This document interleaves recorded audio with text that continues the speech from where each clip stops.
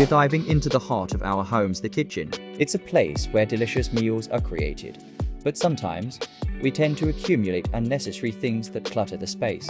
So in today's video, we'll be talking about 5 things your kitchen doesn't need. Raise your hand if your fridge looks like a bulletin board. It's easy to turn the front of the fridge into a collection of magnets, notes, and pictures. However, it can make your kitchen look messy and disorganized. Let's clear that space and find alternative ways to display those memories. Now, take a look at your kitchen linens. Are they starting to look tired and worn out? It's time to let go. Old dish towels and worn-out oven mitts not only look unsightly, but can also be less effective. Treat yourself to some new, fresh linens that will make your kitchen feel more inviting. How many times have you discovered expired items hiding in the back of your pantry? It's a common issue. Take some time to declutter your pantry by getting rid of expired items and things you no longer use. Simplify your ingredients and make space for the items you truly need. Do you have a collection of pots and pans you rarely use? It's time to downsize. Keep the essentials and donate or repurpose the rest. A clutter-free cabinet makes it easier to find what you need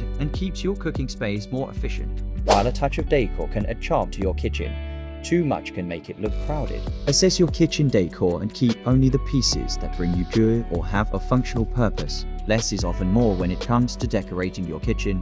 And there you have it, 5 things your kitchen doesn't need. By decluttering these items, you create a more organized and inviting space for your culinary adventures. If you found these tips helpful, don't forget to give this video a thumbs up and subscribe for more decluttering and organization tips.